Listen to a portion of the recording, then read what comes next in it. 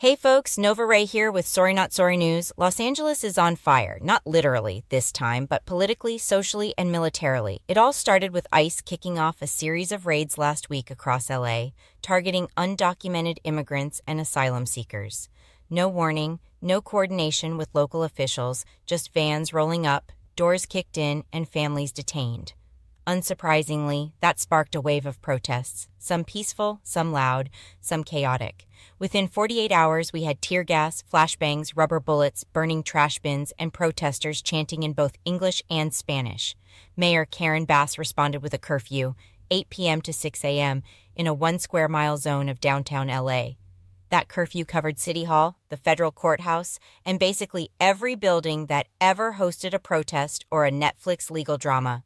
Over 20 people were arrested the first night for breaking curfew. Since then, over 400 arrests and counting. But here's where it gets worse. Trump decided this was his chance to play toy soldiers.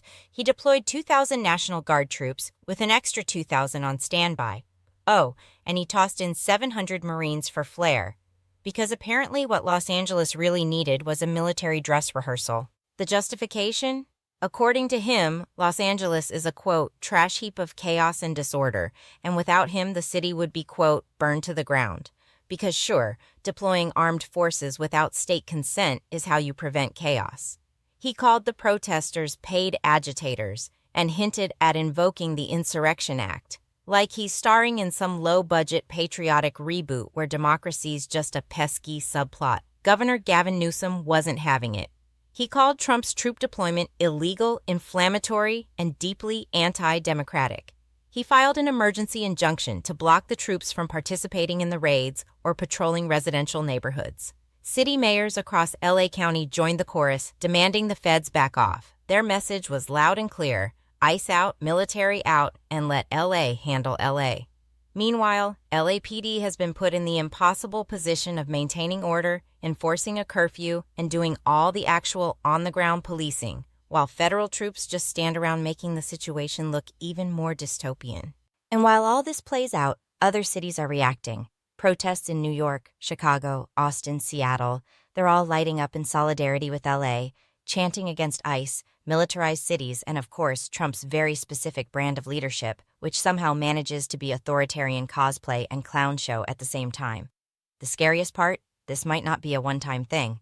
This could be the template, the blueprint, the playbook. Roll out ICE, provoke a response, send in troops, claim you're saving the country from chaos you created.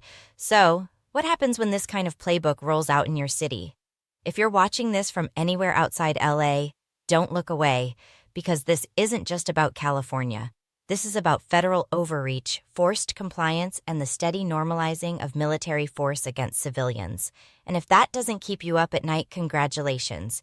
You've reached Stage 5 burnout. Thanks for watching Sori Not Sori News. If you're into real talk, spicy breakdowns, and absolutely zero sugarcoating, hit that like button, smash subscribe, and turn on notifications, because we've got a lot more truth bombs to drop. And unlike certain administrations, we don't believe in censorship. Stay loud, stay smart, and stay ready.